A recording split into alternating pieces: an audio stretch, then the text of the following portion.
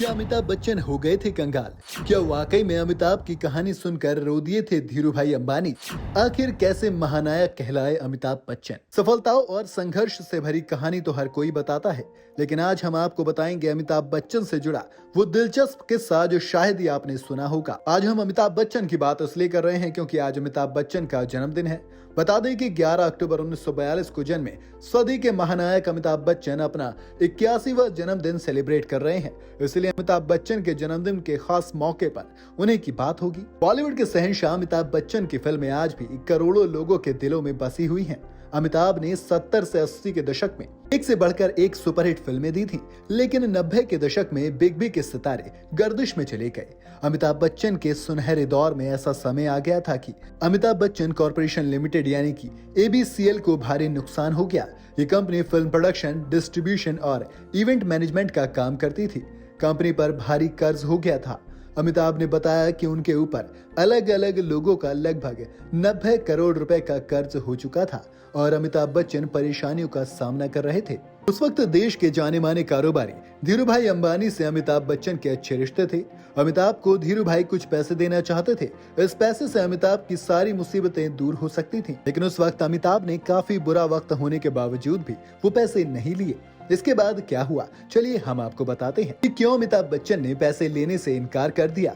दरअसल साल 2017 में रिलायंस कंपनी की 40वीं सालगिरह पर आयोजित एक भव्य कार्यक्रम में अमिताभ बच्चन जब मंच पर पहुंचे, कार्यक्रम के दौरान मंच पर अपने और धीरू भाई अंबानी का उन्होंने एक ऐसा किस्सा सुनाया जिसे सुनकर खुद रिलायंस इंडस्ट्रीज के चेयरमैन मुकेश अंबानी भी भावुक हो गए थे और बिग बी भी भावुक हो गए थे।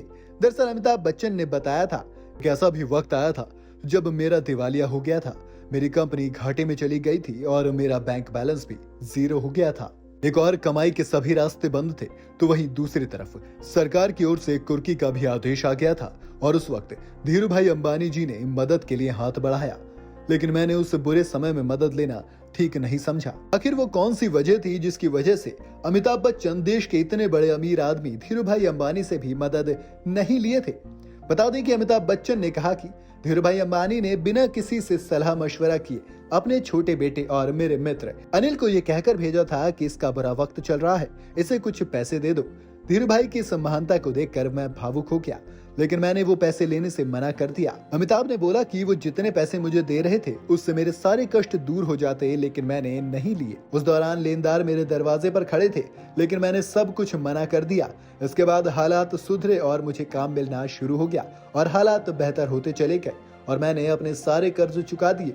लेकिन एक दिन अचानक धीरू भाई ने अमिताभ बच्चन को अपने यहाँ दावत पर बुलाया।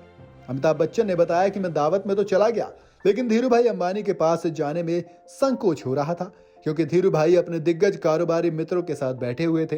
तब धीरू भाई ने खुद अमिताभ बच्चन को बुलाया और अपने पास बिठाया।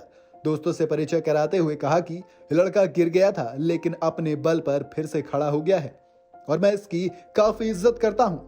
धीरू भाई अंबानी जैसे आदमी की जबान से ये बात सुनकर अमिताभ बच्चन ने कहा कि धीरू भाई के शब्द उन पैसों से 1000 गुना ज्यादा मूल्यवान थे मेरे लिए। ये बताते हुए अमिताभ बच्चन की आंखें भी नम हो गई थी और उनके बेटे मुकेश भी इस दौरान अपने आंसू को नहीं रोक पाए। बॉलीवुड के शहंशाह अमिताभ बच्चन के जन्मदिन पर उनके जीवन की ये घटना सुनकर आपको कैसी लगी मुझे कमेंट में जरूर बताएं और ऐसे तमाम किस्से और कहानियों के लिए जुड़े रहें न्यूज बुक के साथ।